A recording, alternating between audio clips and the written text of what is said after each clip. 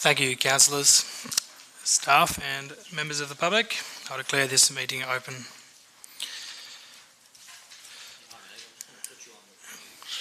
Our CEO is just getting everything organised for us, but there are no announcements from myself.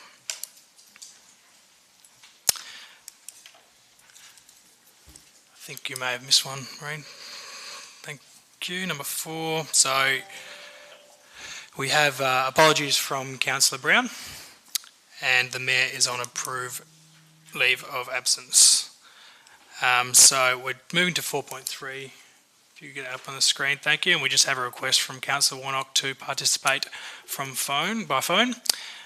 Do I have somebody happy to move that? Thank you, Councillor Hayward, and seconder. Thank you, Councillor Cook. I'll put that. All in favour? That's carried. Are you there, Councillor Warnock? Councillor Warnock, can you hear me? Yeah,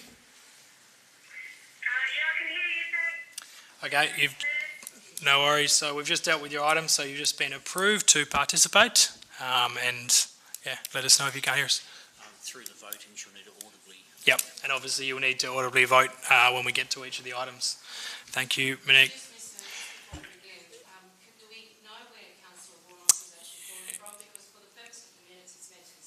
Yep, so it was on the last item, Councillor Steck. If Maureen, you could bring that back up for us again, please. All good? Happy with that, Councillor Steck? And yes. Yes, I've been told live streaming is back up and working and been tested a number of times today, so all good, Councillor Kelly. Can't see a red light? IT? I've been assured it's working. Thank you, Councillor Kelly. Okay, moving along to declaration of interest. We have one there for Councillor Steele. Was there any further declarations of interest for tonight's meeting? No. Thank you. Moving along. 7.11, minutes of the previous meeting. Can we have somebody move that, please? Thank you, Councillor Cook. And second, thank you, Councillor Hayward. Put that. All in favour? That is carried. So the minutes of the advisory committees, we have somebody move those ones, please, for the Policy, Audit and Heritage Committee meetings. Mover, thank you, Councillor Cook. And a seconder, thank you, Councillor McCleary. I'll put that. All in favour? Thank you, that's carried. Yeah. Oh yes, sorry, Councillor Warnock, I missed you on that first one. I'm assuming you voted in favour with the original minutes as well. Thank you. Any petitions, councillors? No? Thank you. We do have some requests for deputations. So Mr. Brian Simone for item 10.1.4. Those who agree with Brian presenting there will please indicate. Thank you. That's carried. Yep. Thank you. That's carried unanimously. And for Mr. Smith on 10.1.8, those who agree, please indicate. That's approved. And so when we get to those items, we'll call upon those gentlemen to come and present to us.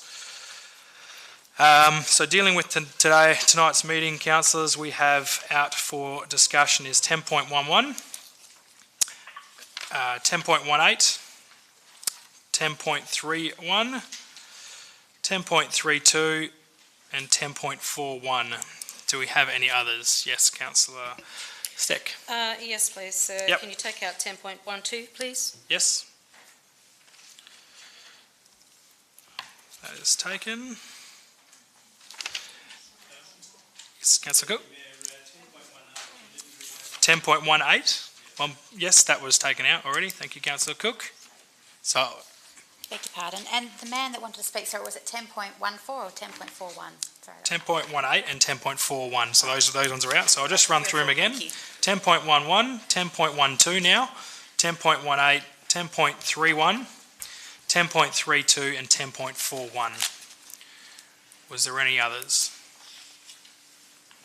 If that's the case, so I have someone move the rest on block. Thank you, Councillor Hayward. Thank you, Councillor Cook. We'll put that. All in favour? That is carried. Thank you, Councillor Moore. That is carried. So we're dealing with 10.1.1, the proposed dog laws, which requires an absolute majority of councillors. Could I have somebody move that one? Thank you, Councillor McCreary. A seconder. Thank you, Councillor Cook. Is likely to be any debate with this, councillors? No. I will put that. All in favour? Thank you, Councillor Warnock. Thank you. That's carried unanimously. Moving along to 10.1.2. Councillor Steck, are you looking to move this committee recommendation? Sir, I'm asking to move an amendment Yep. to the approval limits of page 6 of the purchasing of the revised policy to go to point A, which it would be to remain at 2.5k, please, sir. So I'm moving the motion with the changes to approval limits to A. Okay, 1 second, Councillor.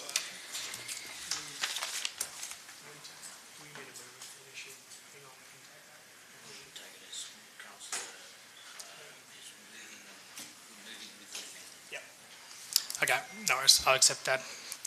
Thank you, Councillor Steck. Do we have a seconder for that? Thank you, Councillor McCreary. So, Councillor Warnock, did you hear that? I couldn't hear Councillor Steck, I'm sorry. Yep. So, Councillor Steck's moving the purchasing policy as it stands with the amendment to the policy which talks about the CEO's purchasing limit from 250,000 being increased to 500,000. Councillor Steck would like that to remain at 250,000. And Maureen, do you have that sorted? No? Yeah? Okay, we understand. I believe that's all good. Okay, thank you, Councillor Steck. Thank you, councillors, and thank you, Mr Acting Mayor. Look, I understand that there has always been a little bit of a push from staff to increase the purchasing amounts. We've had that from the previous CEO, and I've been long enough to know that it was from the previous CEO before that. So, Mr Greg Travaskis and Andrew Bryan, and now here we are at it again. As an elected member, my responsibility is to maintain that we are good governors, and I also expect that we as councillors also need to keep our expenditure down so that we get the best benefit for our ratepayers.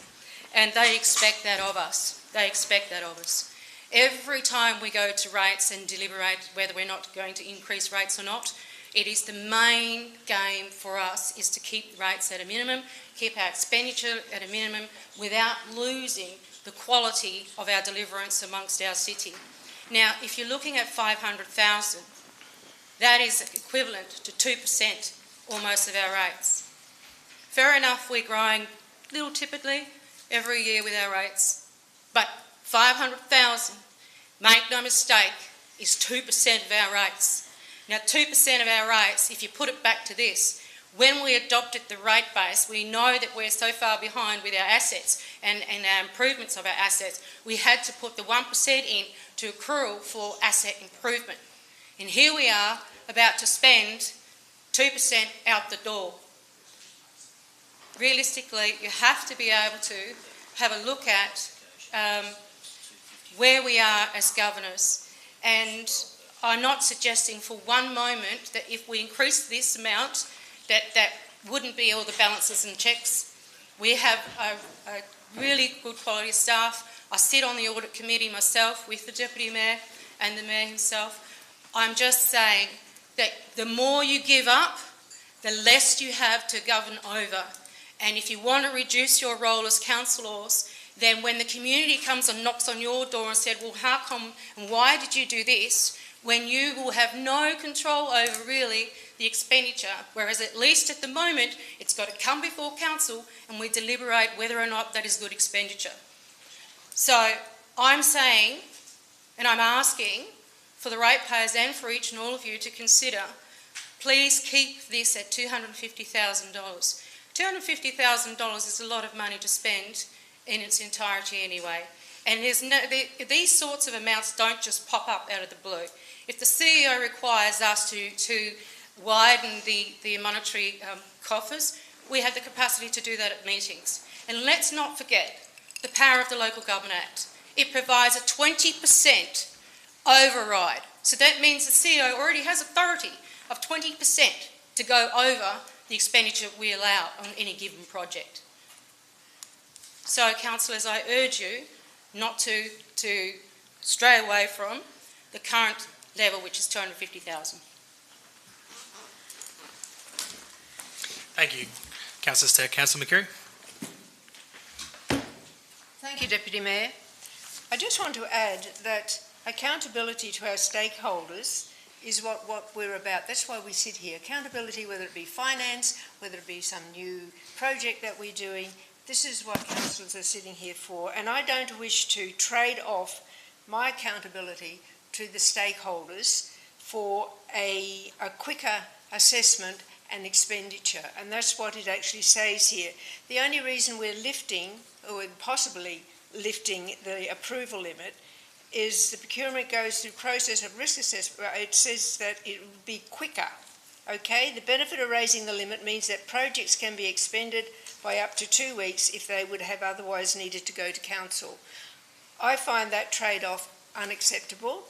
I would like it to stay at 250,000. Thank you.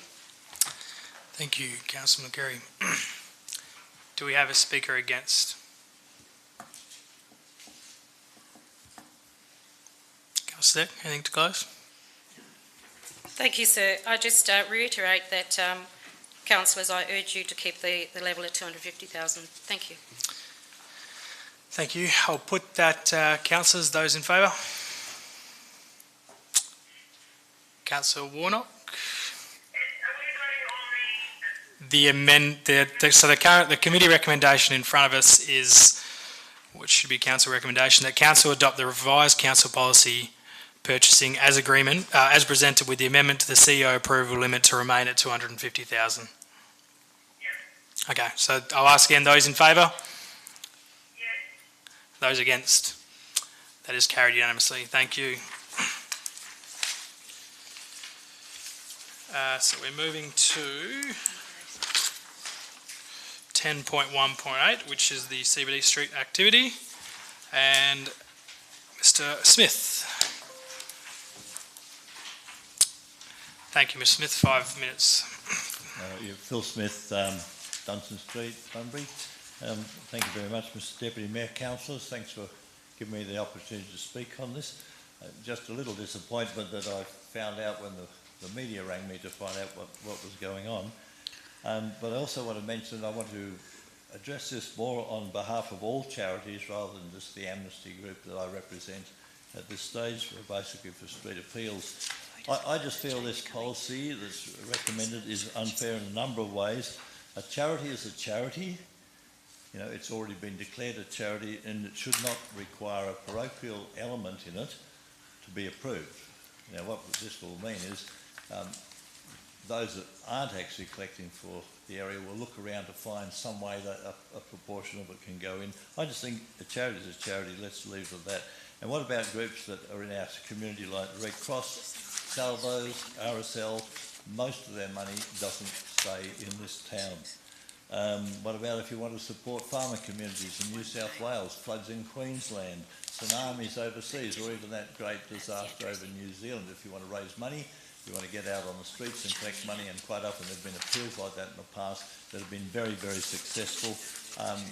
The answer under this policy is no. You cannot show your humanity. The second point I'd like to make, charities are desperate now for money because basically they rely on people giving them money, and in particular the people who come down here, a regular commitment so they know what money's coming in. You get regular phone calls. They don't get through to me, but I get at least 2 a day. It's on the internet. I would get 3 or 4 a day. Through the mail, through the letterbox. Once you even show that you're in a particular area, they get spread out, and I get lots of paper on that also. And for the charities I support, I get it regularly, and I just look at it. If it's a good bit, I give them a donation. So everywhere that the charities are trying to raise money, and sending people down to a major centre like this is one way of getting people to commit to help them. and I know that that's the problem, is when they become overbearing about it. I also feel, my third point is that it's unfair to council employees because they have to put up with people like me.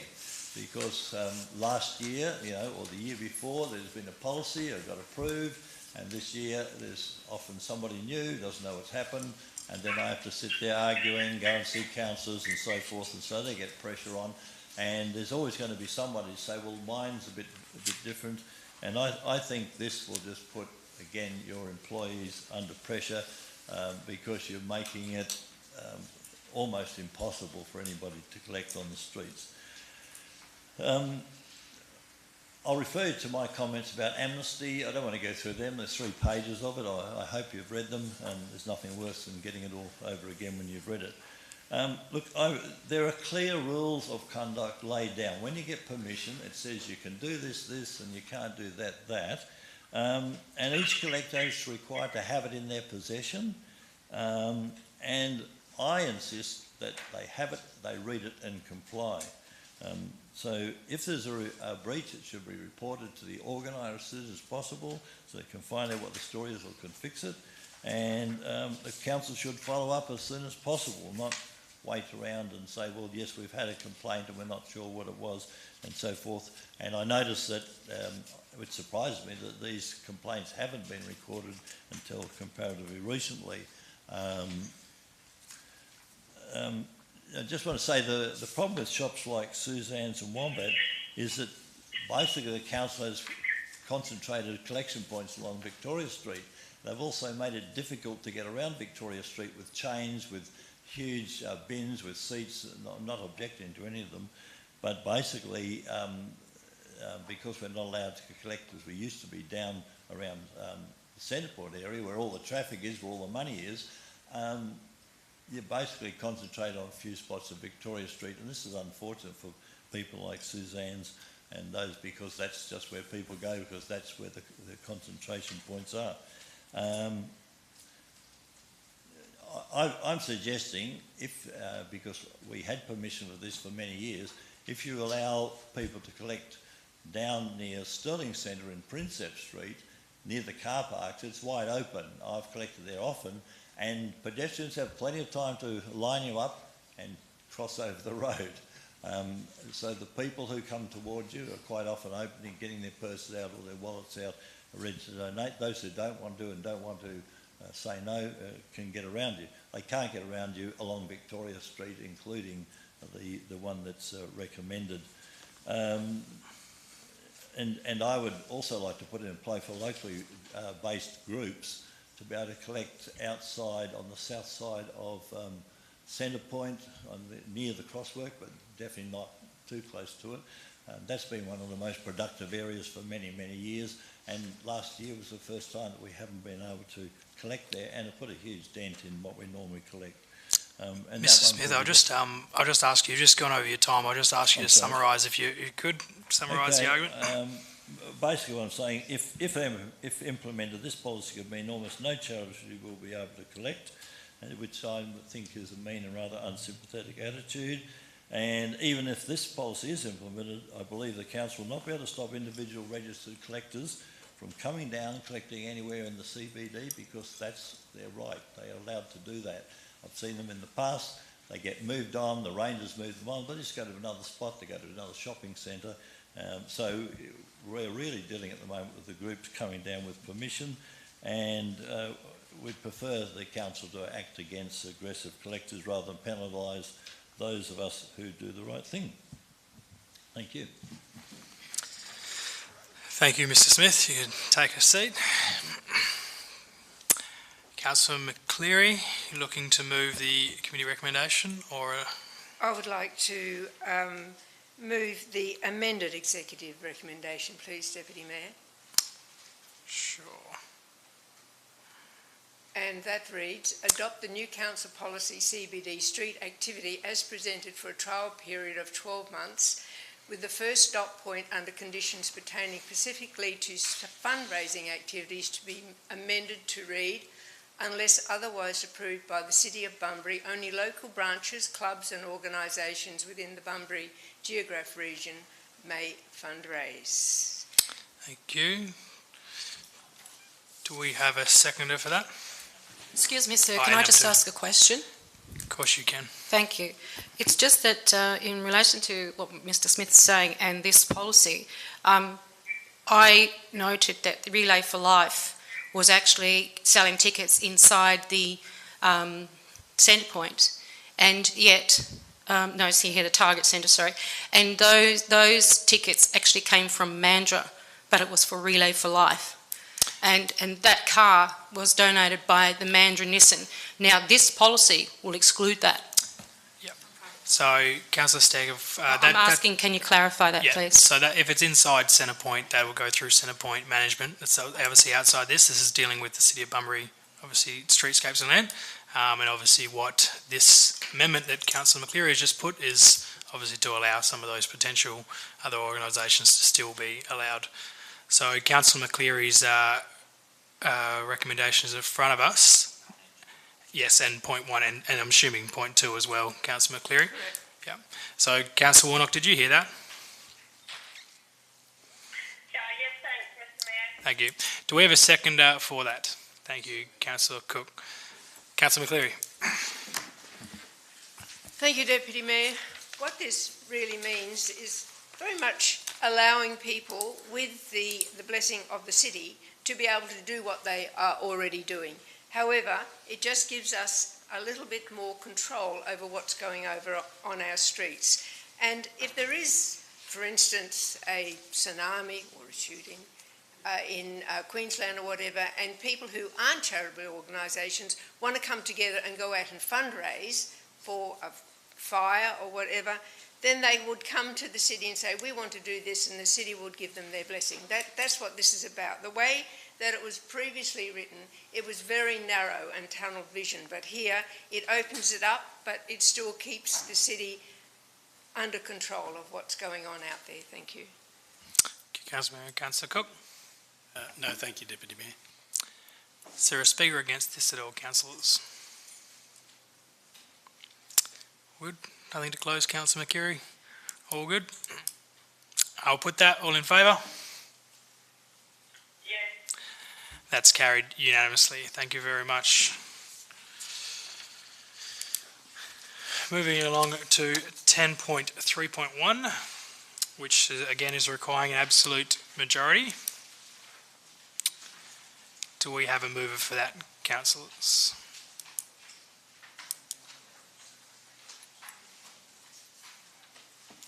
Just a point of order, Smith, just 10.2.1, we'll be dealing with that? It went through on block. So 10.3.1 is what we're dealing with at the moment, the CSLR. Do we have a mover for that one? Thank you, I can Councillor move. Hayward. Seconder, Councillor Cook. Thank you. Was likely to be any debate with this one, councillors? All good. We'll put that. All in favour? That is carried. That's carried unanimously. Thank you.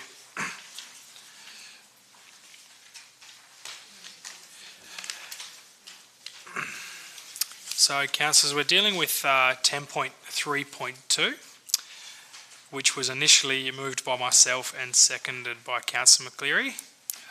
The amendment has slightly changed with some wording around it. However, obviously the intent is still the same, so I'm happy to leave that as the mover. Do we have to vote to rejoin debate? No. Yep. So I'm happy with that motion, Councillor McCleary. Are you happy with the slight adjustments? It's basically the same. The intent's the same, but there's just some slight changes in wording. You seconded this back in December, you. and I moved that, so I'm happy with that. Yes, thank you. And according to the notes, we spoke during that debate. But so yeah, we can moving along. Is there anyone who'd like to speak against this?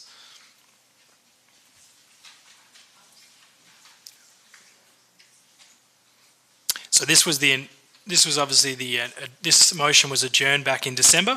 The executive recommendations only had some very minor changes, which is just around the wording, but the intent's still the same. So it's come back to us as myself as the mover and as Councillor McCreary as the seconder from the adjournment from there. So I'm still happy. I'm happy. Councillor McCreary's happy. So we've spoken back in December. Was there anyone wanting to speak against this? Everybody happy?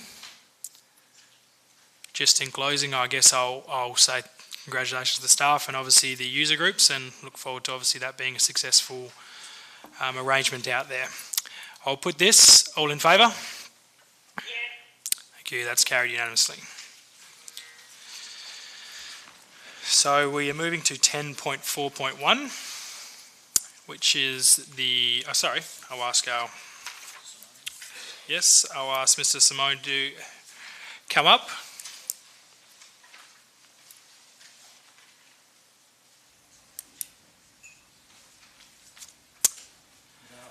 Good Afternoon. evening to the councillors and the Deputy Mayor. Well, again, we're here looking for something more from the Bunbury Council, which I think is a good thing. We've been forced into it because there's no other retail shops around selling fresh local fish from WA waters, our pristine waters. I've fished here since 1979. I never thought in my wildest dream I'd be selling fish to the public. I thought my processors and co-ops and all that would handle it. But on the other hand, we've been pushed into a corner too, in that state and federal marine parks have taken half my business away, and I'm not saying this isn't a sad story back to the Bunbury councillors. This is just what's happened. We've had no compensation. The fish buyers have turned on us. They're using local, they're not using local fish and using imports, flat out, because $2 a kilo versus $10 and $20 a kilo. All we're trying to do is present a service. We've complied in every single way since 1992, since the fish freezing business started, as to traffic, smell, handling. All the councillors under this umbrella that have inspected my premises can't believe the job we do out there. We're not trying to create something like the farmers market. We're just trying to sell fresh fish from our business. We're not employing anybody extra, one filleter who's part-time. My crew, my family, which is 5 of us in total, are running this part of it in conjunction with the fishing. Now, I haven't had a bad report from anyone with the fish or anything like that, long as it's fresh, long as it's local. Everyone's sick to death from buying imports from Vietnam, Thailand, Argentina, South Africa, New Zealand. The farmers market are on board, they support me. That's one of the only businesses here that do. And on the downside, we're in a residential area, but we haven't created any problems in that area at all. Councillors have lobbied the neighbours, they're all up to speed, they know what I'm doing, they've visited me, they buy fish off me, I give them fish, whatever. There was the one incident where we had a 2-page report from one of the guys that had just built out there in the last 12, 15 months. He doesn't even reside there. People rent his properties. So I don't know what his problem is.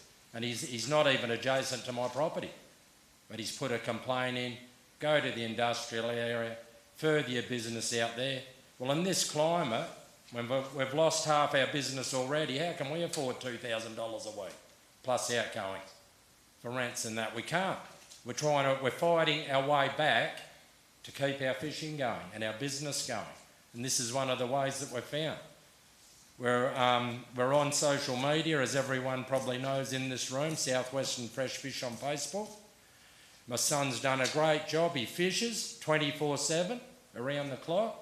He provides fish for the wholesaling side of it, which we've been allowed to do since 2015. 8,000 likes. 8,000 likes on Facebook, Southwestern Fresh Fish. We get 150 hits a day, 100 to 150 hits a day for us to supply fresh fish. Can you please, can you? That's all we get. It's run us off out of our minds, answering Facebook and trying to catch fish. So that, you know, we put a petition out around Christmas time. I think we had 600 fours. We put it out in social media, about another 600 or 800 likes, which I don't know whether anyone's got copies. We've had Pete visit the premises, checked in. We've had Johan comes there every 3 to 6 months. We haven't got there's not a bad thing against our names. All we want to do is supply fish to the community at an affordable price. E.g. bronze whaler, $20 a kilo. Any other retail outlets are $35.99 a kilo, just to give you an example. Jewfish, $60 a kilo. This is wholesale too. It's $60 a kilo, $90 a kilo to any retail outlet. So we're not making squillions, we just want to exist. That's all. That's all I've got to say. Give us a go. Yeah. Thank you, Mr. Simone. Yes, and one of the councillors did just point out, we will clarify that we don't receive any fresh fish gifted to us. That's certainly not the case. Councillors, we have an executive recommendation in front of us. Is there a mover for this? Thank you, Councillor Steck. A seconder? Thank you, Councillor Steele. Councillor Steck? I think that the notes are self-explanatory, and given the presentation, I just think the councillors should just continue with the temporary development approval. Councillor Steele? Is there a speaker against? I just have a question, sir. Sure. The letter that we received concerning the dust problem, I was under the impression that it was the lot next door. Could the officers please explain where this lot was located in relation to the complainant?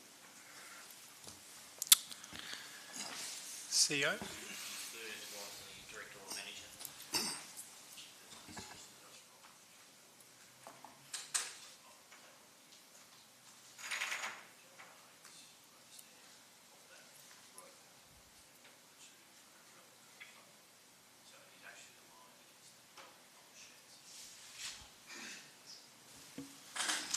Through you, Deputy Mayor. Councillor Morris, I believe it's the two group dwellings towards the road end of the property, adjoining the property but not immediately adjoining the sheds. So it'd be along Jubilee Road.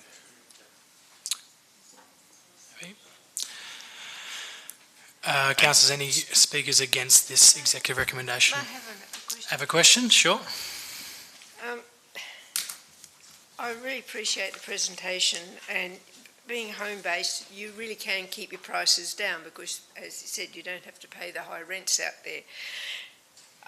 The question I have, and it's because a temporary, and I just have to explain a little bit more, so excuse me if I can't put this in a question.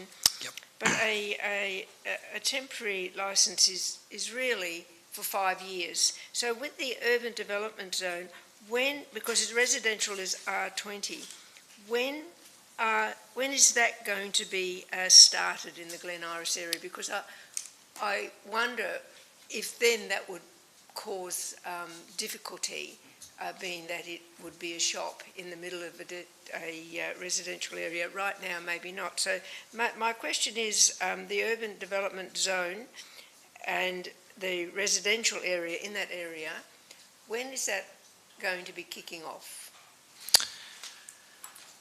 I'll refer to CEO. Through you, Mr. Deputy Mayor. The applicant owns all of the property that is in the residential development zone. So all of the properties around the property are already zoned residential. The only development site is this applicant's property. So there's no risk of urban development intensifying around the site because the applicant controls that site. And one of the conditions is that if the property was to be, through a scheme amendment and subdivision, developed, this approval would no longer continue. Thank you. All good. Again, councillors, any speakers against? All good. Councillor Steck, anything further? No, sir. Thank you. I'll put this, councillors, all in favour? Yes. Those against? One against. That executive recommendation is carried.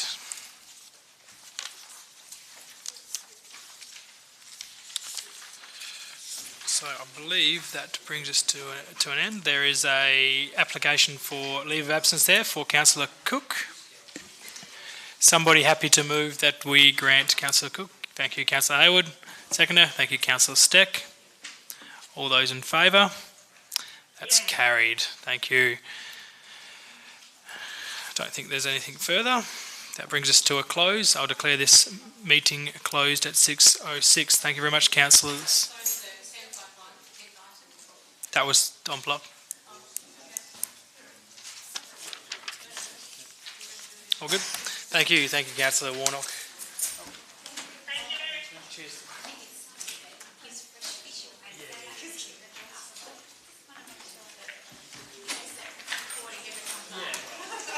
Newspapers.